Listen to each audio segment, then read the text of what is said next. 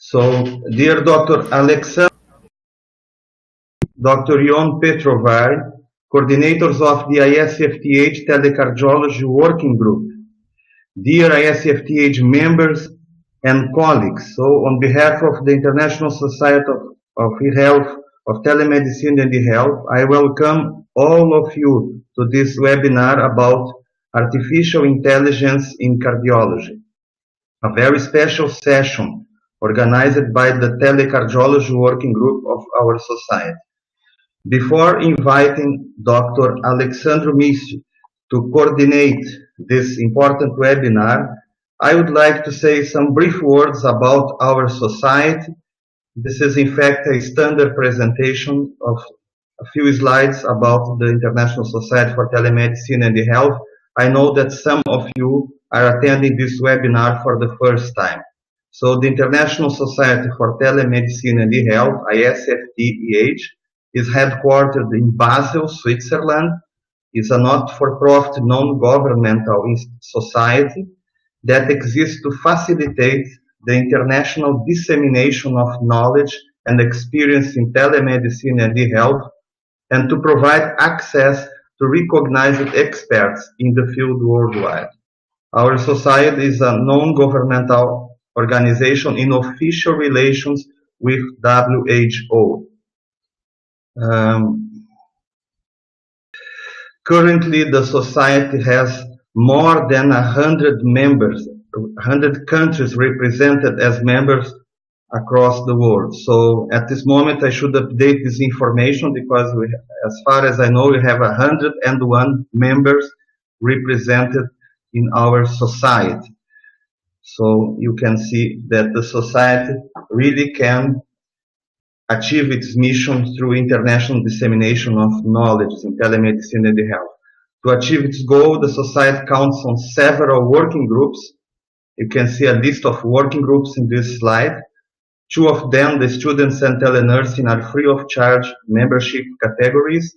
So in this case, the society organizes a series of activities based on what the working groups are promoting. So if you are part of one of those areas, please feel free to contact the International Society and will be welcome to participate of the activities. The society also organizes annual international conference. The last one was in March this year in a cruise between Helsinki and Stockholm. So a very interesting international conference was held at that moment. So if you are interested, next year we also have an international conference, and the exact place will be defined soon. Well, the society also organizes a series of international web conferencing sessions, like the webinar we have today. So you are all invited to participate and to contribute to those webinars that are regularly organized by our society. The society also publishes the Journal of the International Society for Telemedicine that is coordinated by Dr. Maurice Mars and some colleagues, Dr. Malina Jordanova and Dr. Richard Scott. And also the society regularly has its own ISfTH newsletter. So you are also invited to visit the website and to read the content of those important publications. Okay, here is again about the Journal of the International Society, the editorial team, as I mentioned. And we have different membership categories. So if you are interested in participating of the family of the International Society for Telemedicine, there are several options about the possibility of affiliating to the International Society for Telemedicine and eHealth. Requesting affiliation is quite simple. You can easily affiliate to our society through the website, going to the How to Join area. It's really very simple. You'll find different categories and the annual fees for each category. Okay, so additional info also about the ISfTH can be found you can find at the isfth.org website. So please welcome to our society. Right now, I would like to invite our colleague and coordinator of the Telecardiology Working Group, Dr. Alexandru Mishi, to start officially this webinar. So, Dr. Alexandru, I hope you can hear us. I will upload your file right now. So please, you can start now, if you can hear me. Thank you so much. Yes. Hello, Adolfo. Thank you very, very much for this very wonderful presentation. Thank you also to Mr. Jon Petrovai, Vice Chair of the Cardiology Work Group, for all the help. Dear friends, dear colleagues of the International Society for Telemedicine and eHealth, welcome to this webinar. My name is Alexandru Mishi. I'm a cardiologist in France, in Montluçon.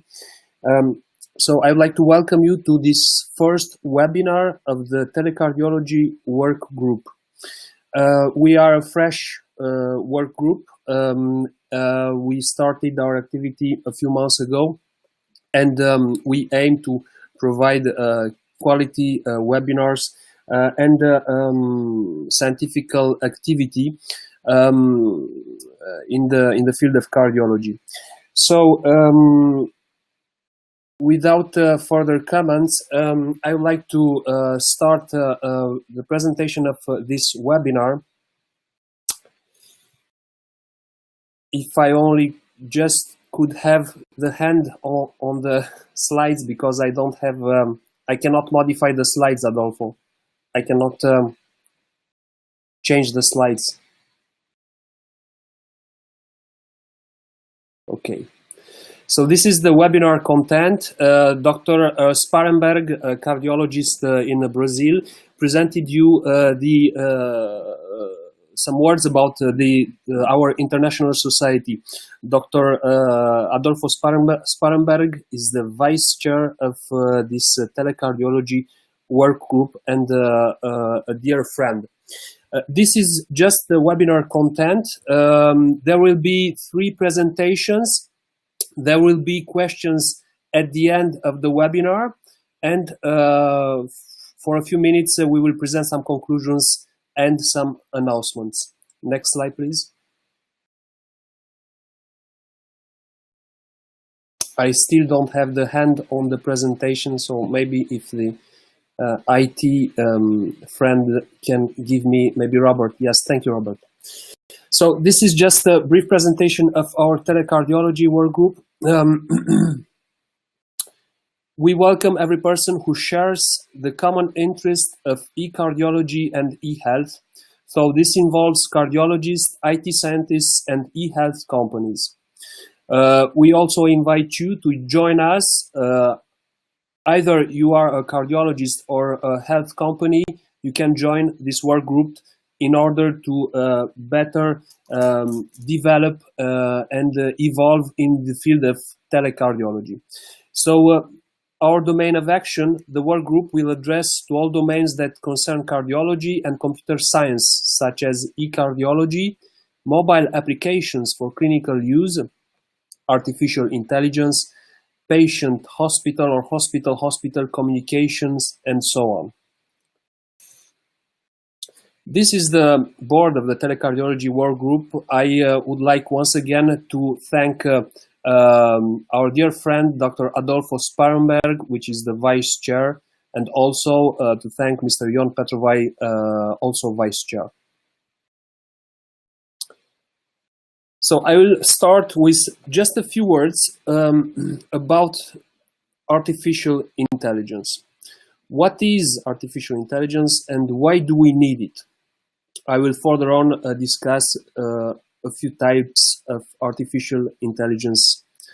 So, despite its gradual penetration of medicine and biology in general, most of us are more likely to associate the term artificial intelligence with a futuristic extraterrestrial phenomenon, rather than with an engineering tool that is just about to conquer medicine.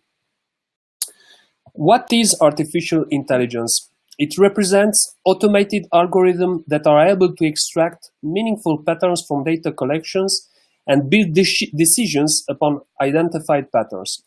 These algorithms can assist in the clinical decision-making processes. We might also encounter the term of machine learning, which is synonymous to artificial intelligence, but is defined as a set of techniques to enable artificial intelligence. Further on, why do we need artificial intelligence? So physicians, us especially, cardiologists, we are being inundated with data requiring more sophisticated interpretation while being expected to perform more efficiently. One more reason for why the artificial intelligence is needed is because patients are beginning to demand faster and more personalized care. So AI can enhance every stage of patient care, from research and discovery to diagnosis to selection of therapy.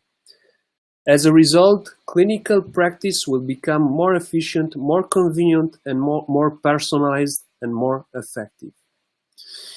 Also, artificial intelligence emerged in cardiology because more familiar algorithms can often be improved for real-world tasks.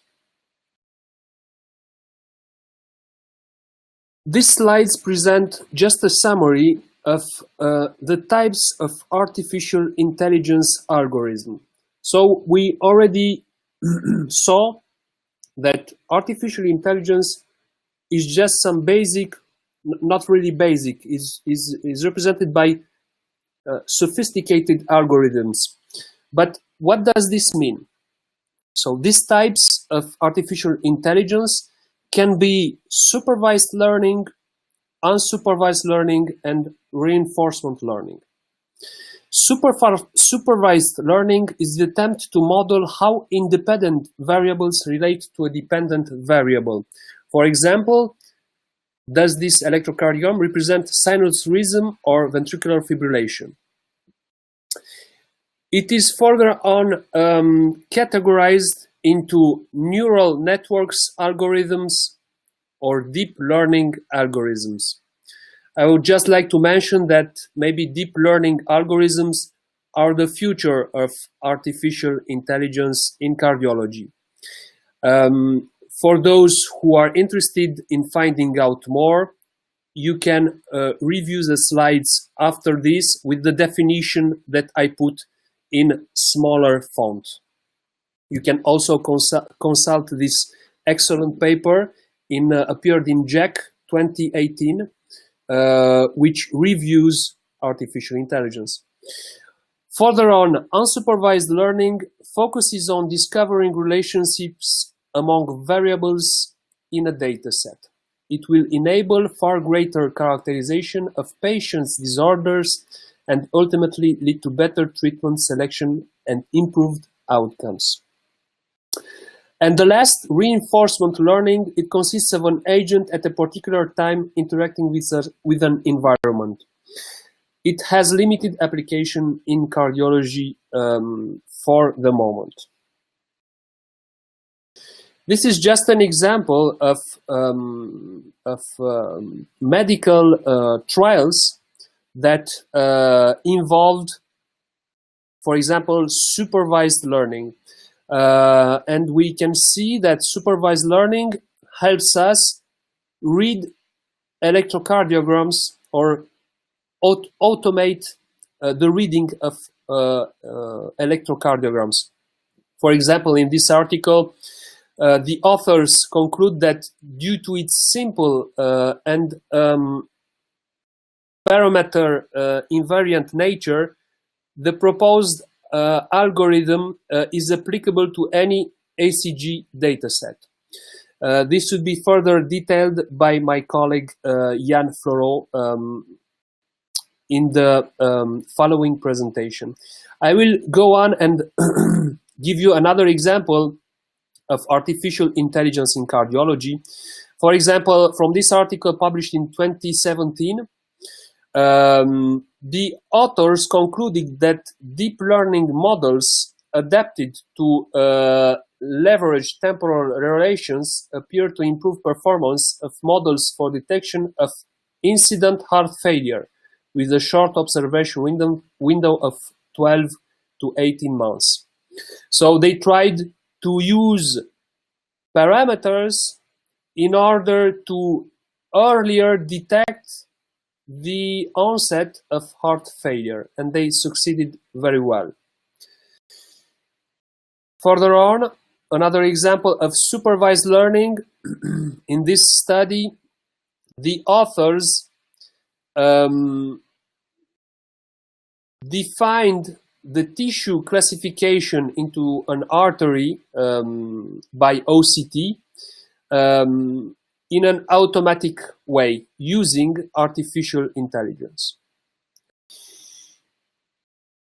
And I think the last slide regarding the cardiology studies is this paper which appeared in 2016 in Circulation, in which the cardiologist tried to refine the treatment for heart failure with preserved ejection fraction. As we all know, heart failure with preserved ejection fraction is still an unknown for most of the cardiologists, and several interventions in this disease proved to be not helpful. On the right, you can see how they were able to refine all the interventions in this disease. So thank you very much. Don't forget to post your questions at the end of the webinar, and we will further continue with the presentation by Nina Sesto from the Magdalena University Clinic for Cardiovascular Diseases and ISfTeH lab in Croatia. So breaking walls of telemedicine at the Magdalena University Clinic. Hello, Nina, you have 15 minutes. Hello, everyone. Thank you, Alexandru. Thank you, Adolfo. Good afternoon. Good afternoon. Yes. I hope you can see your slides. Yes, I can see my slides, and I hope I can change them. So thank you for the invitation for the webinar. It's really a privilege to become a member of the Telecardiology Work Group and at the International Society for Telemedicine and eHealth. As Alexandru started the introduction, my name is Nina. I'm a head of the telemedicine department at Magdalena Clinic for Cardiovascular Medicine, and also a CEO of ISfTeH Lab, that is a startup developing smart telemedicine service. The title of my presentation is Breaking Walls of Telemedicine, and what I will try to convey today is a case study of how we can use artificial intelligence to improve and scale the telecardiology service, at the same time providing a broader picture of the telemedicine industry. So actually, my story, sorry, this is shifting quickly. My story begins in Africa, where during the last semester of my MBA, I had an amazing opportunity to work as a consultant for Dana-Farber Cancer Institute at Harvard Medical School. Our mission was to improve cancer diagnostics and treatment in sub-Saharan Africa, and I've spent some time in Senegal and Ghana comparing two healthcare systems. What we've identified is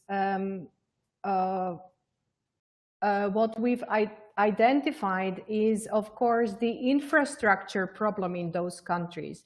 But that one is relatively easy to solve. It's just a question of funding. So you can easily buy equipment and machines. But much bigger problem in those countries is know-how and severe lack of skilled physicians and nurses, notably in specialties areas such as oncology or cardiology. And just, sorry, someone is switching my slides and it's not me. So could you please not do that?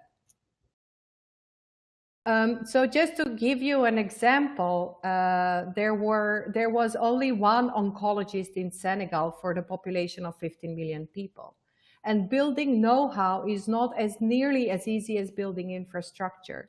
And here is the telemedicine that is really perceived as the most efficient way of bringing relevant know-how, of spreading access to healthcare. Someone is still switching my slides. So I've spent most of my time studying different telemedicine programs in Africa and broader. And I was really shocked when I learned that almost 80% of telemedicine projects fail within 24 months, not only in Africa, but in developed markets as well, such as Italy or Hungary. And why is that when telemedicine benefits are so obvious? Turns out that there are many problems. Please stop changing my slides. There are many problems and many barriers. And depending on the geography, those barriers range from connectivity to technology adoption. But two issues are present across geographies. And this might sound trivial, but in telemedicine, of course, it's the fact that there must be always someone on the other side of the line receiving the data, providing interpretation and diagnostics. And on one hand, there are not enough physicians in the world to support such a huge demand. And on the other hand, physicians are very expensive labor force, and there is no system of reimbursement in place that could afford that. So no one is willing to pay so much for telemedicine consultation. So conclusion is we need to make telemedicine cheaper in order to scale. And this is where the AI comes into a game. And as Alexandru gave you such a wonderful introduction, I believe there is no need to convince anyone of power of machine learning and benefit it brings across different industries and healthcare as well. So for the first time, we have access to technology that is accurate enough, in certain instances, even more accurate than humans, so that we can allow them to handle such a sensitive matter as healthcare. Today, there are more than 100 startups transforming healthcare with AI, from drug discovery and imaging to virtual assistance and risk prediction. So could we use AI to unlock the potential of telemedicine, to use the power of this analytics in order to relieve the burden of telemedicine operations, eventually decreasing the cost? So to answer that question, I decided to go back to my country, where my family founded a hospital back in 1997. It's a university hospital for cardiovascular medicine, supported by National Healthcare Fund. Currently, it has more than 200 employees, including 26 physicians and 110 nurses, with a turnover of around 25,000 cardiac patients per year. Magdalena provides unique patient experience from diagnostics to interventional procedures. And clinic is internationally accredited with 3 certificates and having the highest possibly obtainable quality certificate from Accreditation Canada International, to a large extent due to its telemedicine program that we provide to our patients for the past 18 years. Our telemedicine service is built on a strong partnership with Iratel Medical Devices, and Center provides real-time ECG interpretation and cardiology consultations. So how does it work in real life? We give our patients a portable ECG device that you can see here on the image. And the device is ultra small and light, adapted for the patient use. So one doesn't need to be medically educated in order to perform a hospital-grade ECG recording. And whenever a patient feels some symptoms, they record an ECG. This data is automatically sent to our center, and our specialists 24/7 receive the incoming data and provide patients with recommendations to act. So in average, in 5 minutes, patient receives a cardiology consultation without ever going to the hospital. So besides patients at home, A second type of our clients are general practitioners. Why general practitioners? Because they are first ones to communicate with any patient in the population.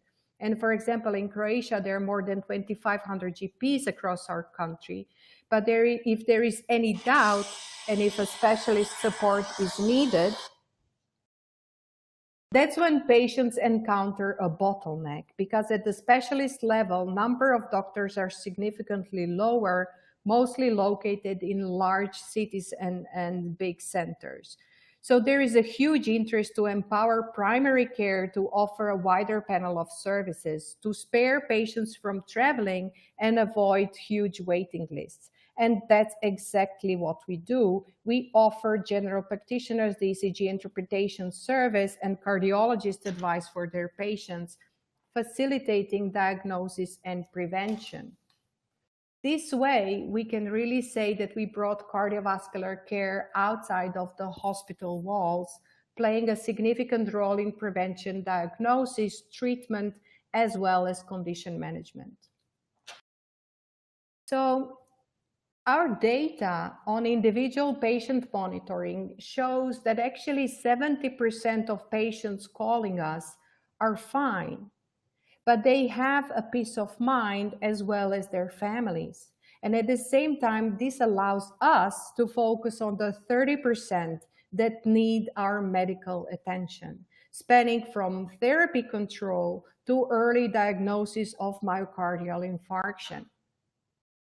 For primary care physicians, it's 50% actually that are fine, so ECG without the change. And we have a much larger number of acute cases, as well as we can identify a precise group that is then transferred to further cardiology exams. Today, we have 600 individual patients in any given moment that rotate on a monthly basis and over 100 general practitioners. But we want to scale, and we use AI to scale. So build on these statistics, we can estimate that by placing an algorithm for ECG interpretation, we can automatize all those cases where our medical attention is not needed. That's significantly increasing the efficiency of telemedicine.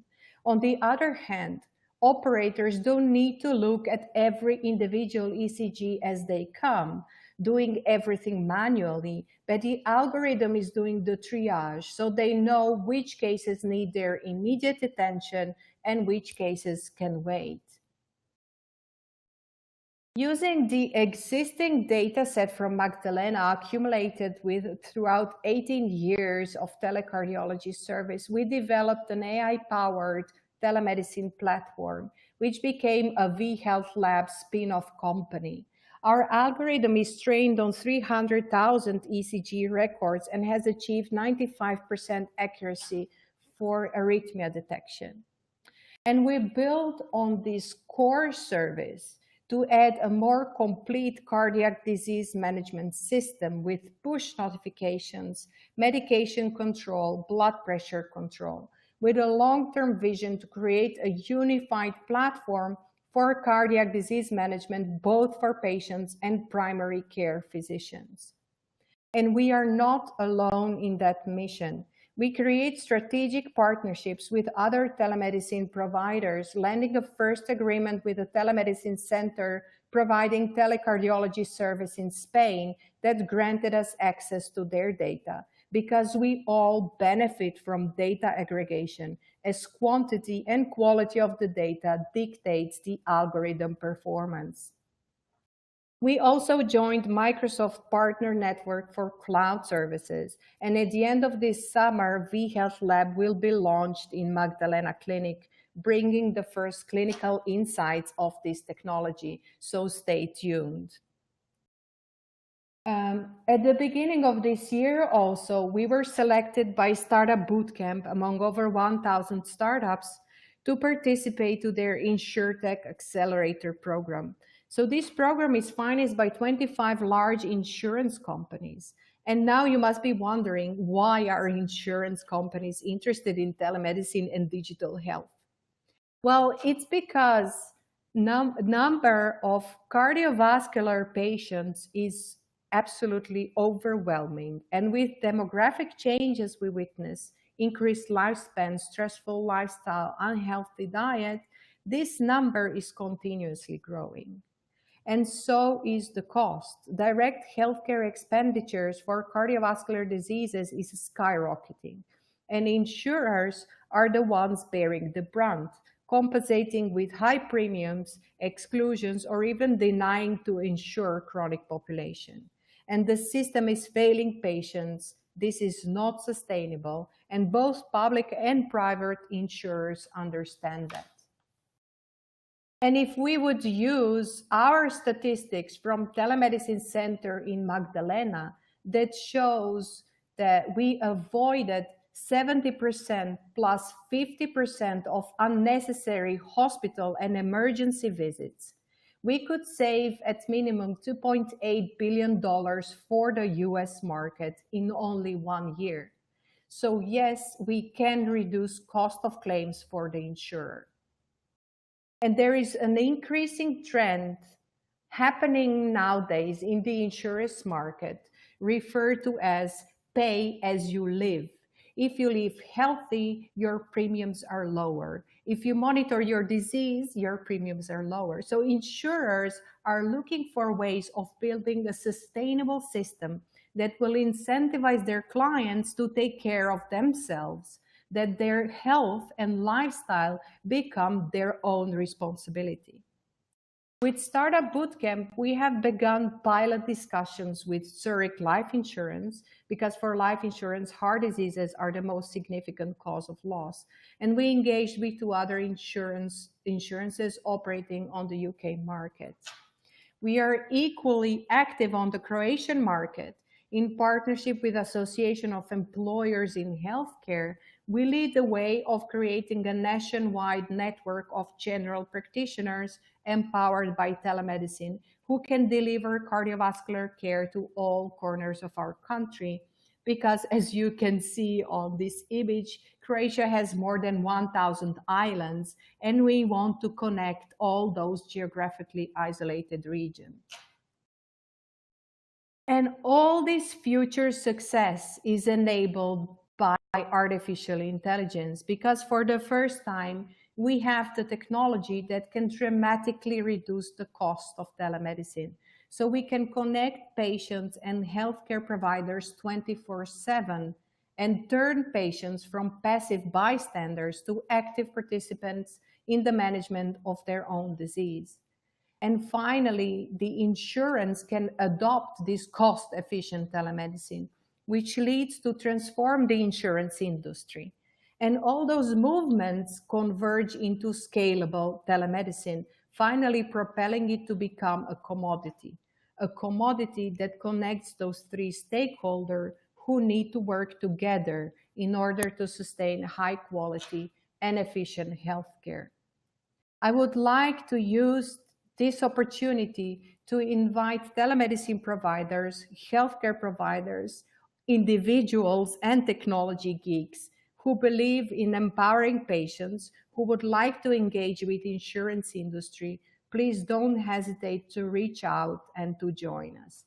And thank you very much.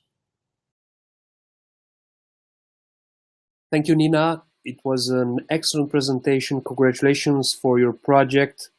So of course, if any of the colleagues want to get involved with your project, they can contact you, or they can email you. Thank you once again for this wonderful presentation. Next is Yann Fleureau, which will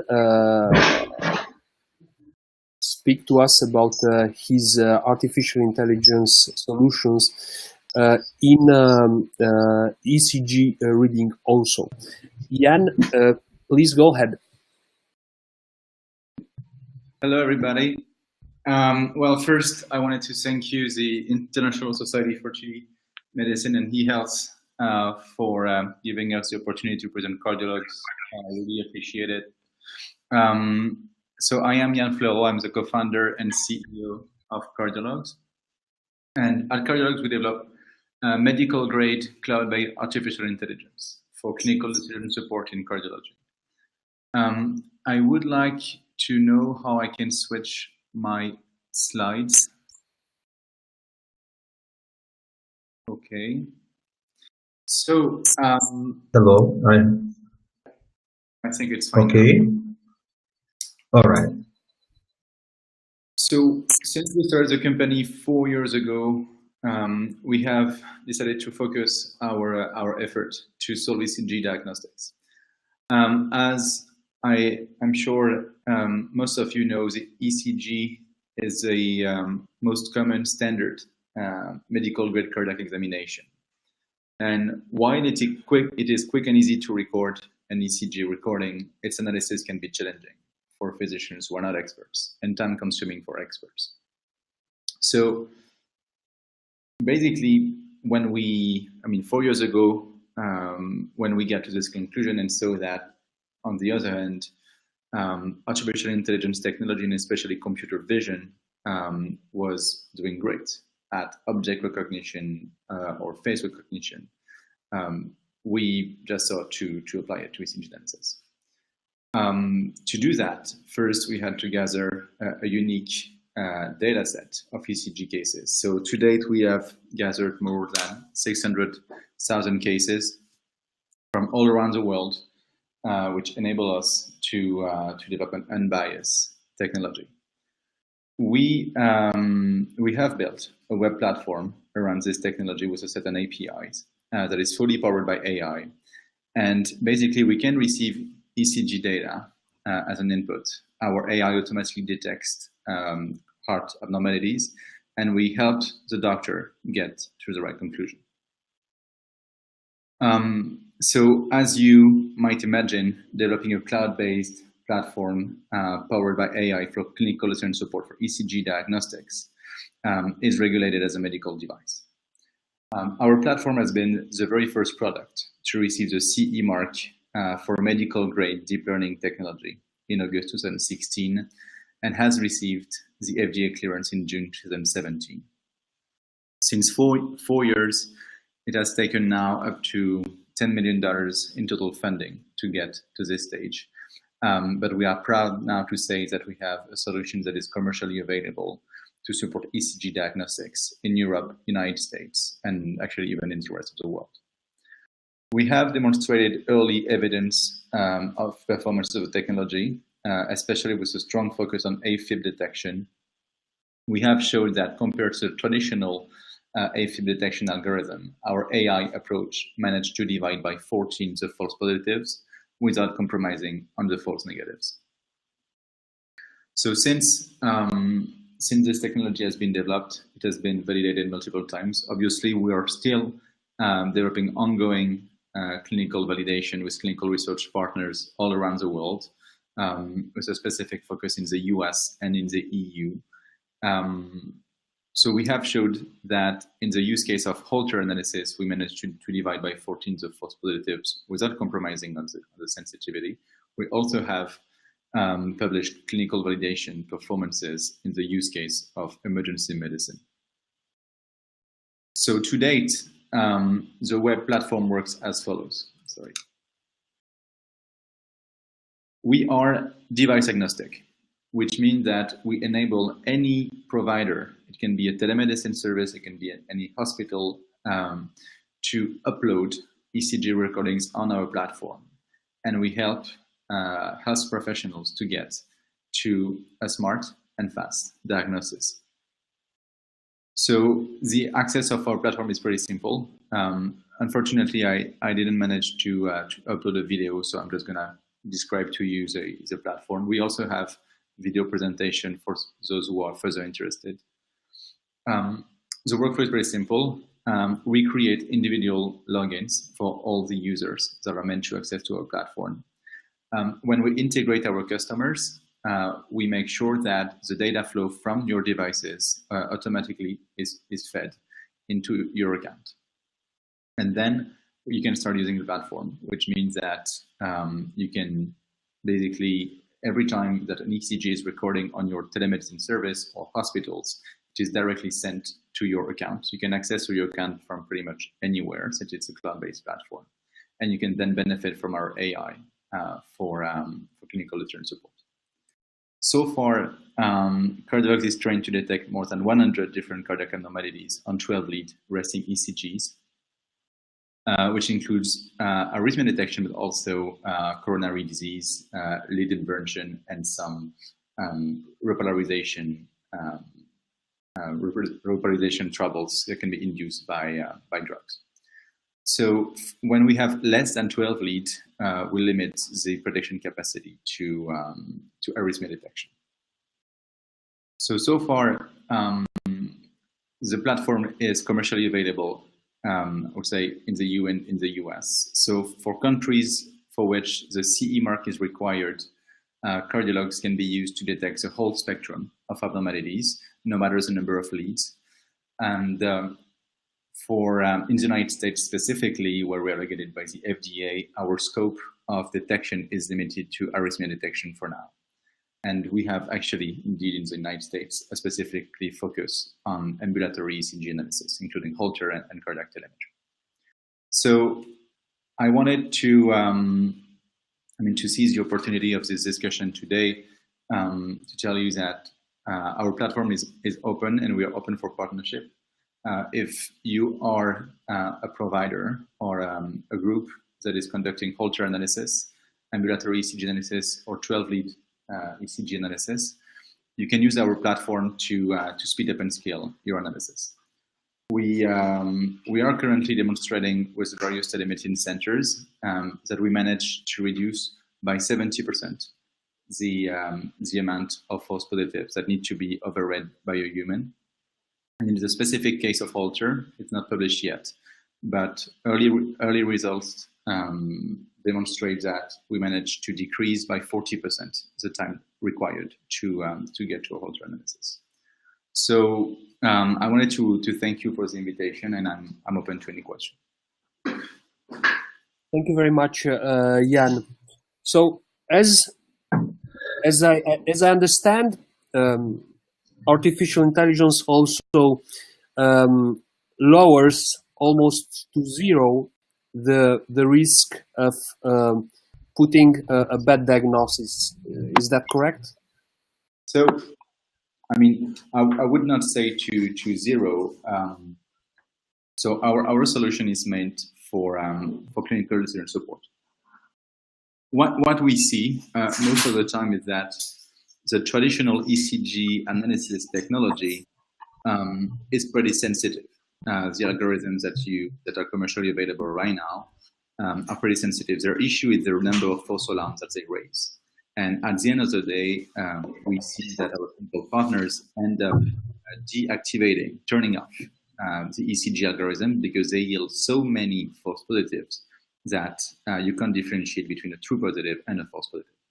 So what we provide, I mean, in the clinical evidence we published, we showed that somehow we are not a lot more sensitive than the traditional technology because it's already pretty sensitive, but we are way more specific, which means that basically we tell, when we say there is an anomaly, the PPV, predictive value, being pretty high, there is a high likelihood of this abnormality to be present.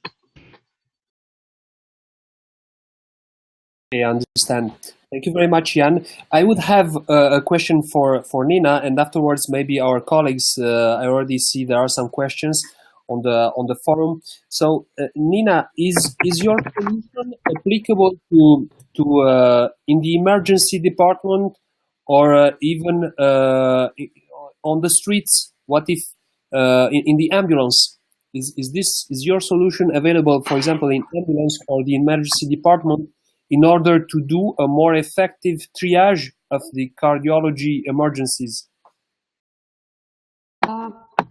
Yes, precisely. And this is also one type of client that we are now expanding to in Croatia, and these are the emergency service vehicles.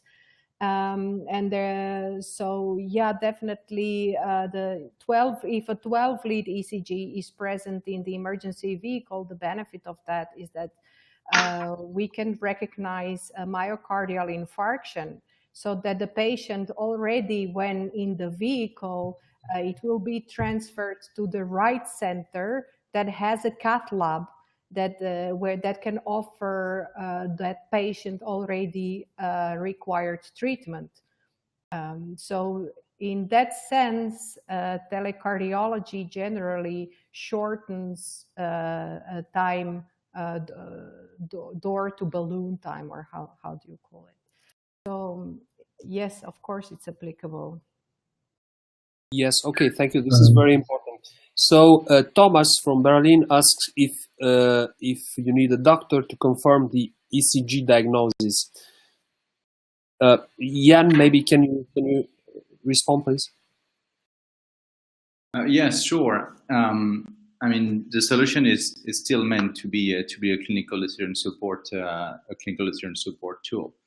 And even in the development of the solution, we do not really mean to get to a fully automated solution. I mean, we really consider the human plus machine system as a whole, and because we believe that at the end of the day, that's what makes sense. At the end of the day, it's a doctor that's gonna manage and take care of the patient, and it doesn't really make sense for the machine to be on its own. But still, we're regulated. Yes. Go ahead, Adolfo. Please. I have one question. Yes, I have one question. First of all, I congratulate Nina and Jan for the very nice presentations. Really outstanding. So I have one question, because we see a lot of examples of mobile technology coming to the market, like Cardia, AliveCore, Koala Life from Sweden, and some others. So like those kind of watch that can detect cardiac arrhythmias. It seems to be the focus of that kind of equipment. The technology we are talking about use 12-lead ECG, as far as I could understand. Is that possible to record and to have a high level of precision or efficacy in detecting the ECG deviations related to acute coronary syndromes? What can you say about when I saw a lot of information about arrhythmia nowadays, but from your technology, is it something that is really reliable in terms of acute coronary syndromes, as mentioned by Nina, in terms of pre-hospitalar detection of cardiac disease, please? Yeah, so a very good question. This is primarily a hardware problem. So there are a lot of hardware on the market that are recording 1 up to 3 or 8 lead ECGs, which is simply because of the usability of these devices. So 1 lead ECG can be, for example, such as just put on the back of the phone, and this already records a 1 lead ECG. In case of a 12-lead ECG, where you need a 360-degree picture or some electrodes glued on the chest of the patient, now here is a more, let's say, a problematic of a device design that will be simple enough so that a patient can do the ECG themselves. And here, I think Irotel is currently a market leader already for years, in that sense that they have put the electrodes on the back of the device, and then they use a trick where recording ECGs in several positions, it aggregates into a 12-channel ECG. But saying that, the market is very vibrant, and there are more and more devices appearing. And how I see the future, what is likely to happen, a big, let's say, disruption comes with smart fabrics, where we won't even have devices, but fabric will play a role of the electrode, and the t-shirts will be able to monitor ECG. So there are already several companies that launched a t-shirt, in fact, a 12-channel ECG embedded in a t-shirt that is able to record for hours, almost like a Holter monitor. So it's when we solve a hardware problem, this basically solves your question. Of course, then when we have access to a high hospital grade, high quality 12-channel ECG, then there is no reason we cannot detect STEMI, myocardial infarction, as in a hospital setting. All right. Thank you. Yeah. Any comments? So Thomas asks, what is the false positive negative ratio of ECG diagnosis? So maybe, yes, what is the negative predicting value or the positive predicting value? Maybe Jan can reply. Yeah, sure. Well, if you claim to detect 100 different markers, you're supposed to have sensitivity and specificity data for every single item you claim to detect. So in our case, we have this data internally. We have not published all the data because it doesn't make sense in all our business activity. So we've been focused on providing our data for arrhythmia detection, especially to the FDA in the United States. So I don't know if there is a specific set of abnormalities for which you want to ask the question, or Excuse me, can you repeat that? I don't have a good connection. I say, are there specific abnormality for which you would like to know? No, I think Thomas just wants an actual comparison between doctor interpretation and artificial intelligence interpretation. So is it better, artificial intelligence, right now in 2018? It's really hard to say because in our customer and user groups, we have cardiac electrophysiologists, academic, non-academic. We have general cardiologists, academic, non-academic, general practitioners in their office, emergency. And so it's hard to say, in general, AI versus doctor, because there is a huge variability between doctors. So in our case, we know that we compare very well arrhythmia detection to academic cardiac electrophysiologists, which is what we consider to be the gold standard. So if we decided to compare cardiologs to general practitioners, I assume that we could show, or we could come up with a publication in which we could demonstrate superiority to algorithm. But that's not really the point of what we're trying to accomplish. So we do not have this kind of clinical investigation ongoing. So I'd say it really depends to which you want to compare.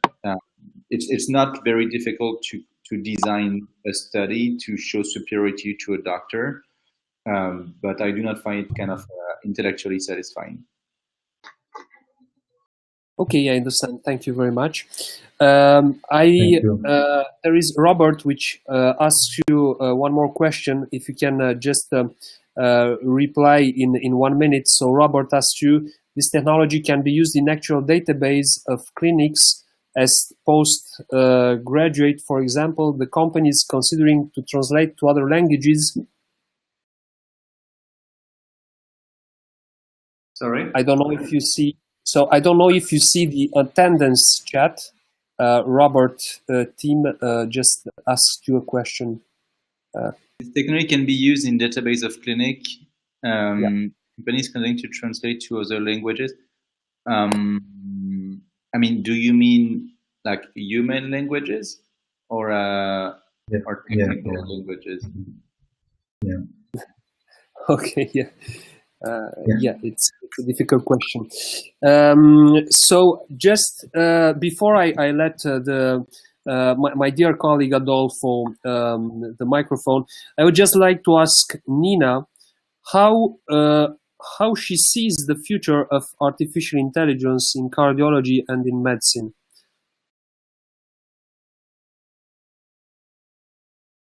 Okay, Nina? thank you. Well, that's a bit of a philosophical question as well. Maybe Jan can back me up Not an easy there. question. But certainly, I mean, how I see artificial intelligence more in the context of wearables, because this is definitely the angle that I'm the most interested in.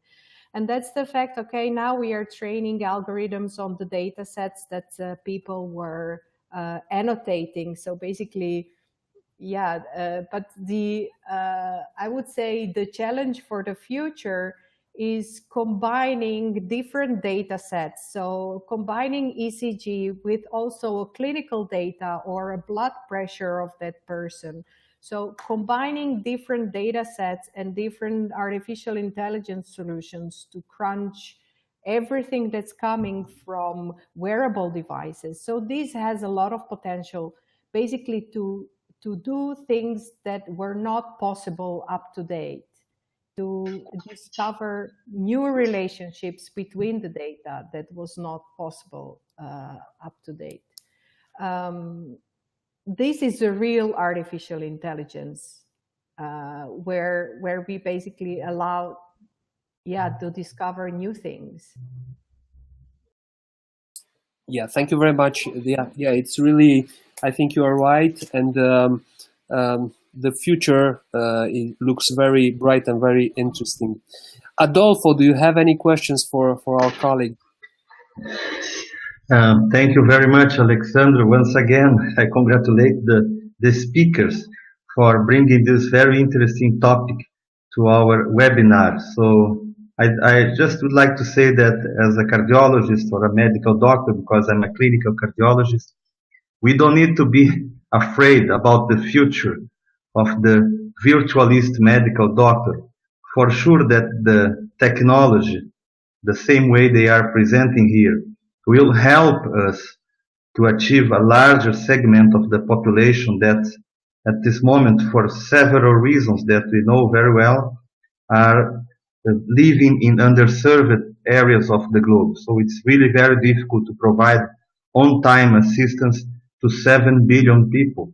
So honestly, I thank our colleagues and developers for taking care of this chapter about artificial intelligence in cardiology, because through this probably we'll be able to reach out to a large number of people, both for acute care and for chronic disease follow-up. So, well, I love this idea, and I think this will have a significant contribution in the near future for our practice. So I would like just to thank you very much and to expect to have the participation of our colleagues again in this kind of webinar and bringing extra contributions to the community of e-health and telemedicine. So those are my final words. And from my side, before transferring the microphone to Alexandra, I just would like to tell you that this session was fully recorded since we started speaking, and that will be available to all of you through the ISfTeH website, the website of the International Society for Telemedicine. The link for this recorded session will be available over there. So I hope to see you again in the future. We have some additional webinars this year promoted by our society. And so I know you have the break of summer holiday in Europe and in North America. So in early September, we'll be back, and we're expecting some webinars about telecardiology, teleurology, open source working groups, nurses and students. So Alexandre, now it's up to you. I thank you very much for coordinating this session. Thank you so much. Thank you very much, Adolfo. Yes, I think you're completely right. But we should wait and see what artificial intelligence will provide to us in the future years. So I'd like to pass to the conclusions. So artificial intelligence will drive improved patient care because physicians will be able to interpret more data in greater depth than ever before. Cardiologists will thus need to incorporate artificial intelligence and machine learning into the clinical decision making. Physicians must retain ultimate control, keep an eye on individual decisions, and have the authority to override algorithms in clear-cut case. So even though artificial intelligence will soon be better in some domains of medicine, we as doctors should still have the hand to regulate and to control all these decisions. So first of all, I would like to thank all the participants to this webinar. Thank you very, very much. I would also like to say a big hello to Enrico Caiani from Milano. Enrico is the work group president from the European Society of Cardiology. I see he's online. I would also like to say hello to my friend Eugen Ivan from the US and to Fadi Jamal. But also to everybody that participated to this session. Thank you very much for all your comments and for the participation. We are not still finished, so as Adolfo said, there are future webinars coming up to the International Society for Telemedicine and eHealth. Keep an eye on the official website. So the webinars are listed here. Open source workgroup session, telecardiology workgroup session following in October 2018, where we will talk about cardiac devices. I think it will be a very interesting webinar. Also follow the teleurology workgroup sessions and the students workgroup session. So in my personal name and on behalf of Adolfo and our co-chair Jon Petrovai, I'd like to thank you very, very much for your participation, and I hope to see you on the next webinar. Thank you very, very much to everybody. Bye.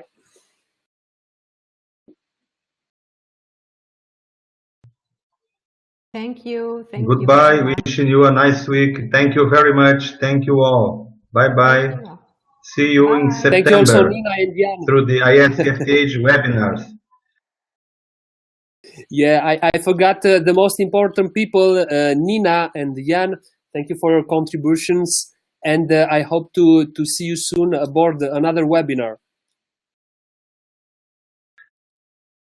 Absolutely. Okay, the session will close right now. Thank you so much, Nina. Thank you, Jan. Hope to see you again soon. Bye-bye. Thank you, Mr. Levens, and all ISfTeH members attending. Thanks also to our IT experts, Edmilson and Robert. Really perfect. Thank you so much.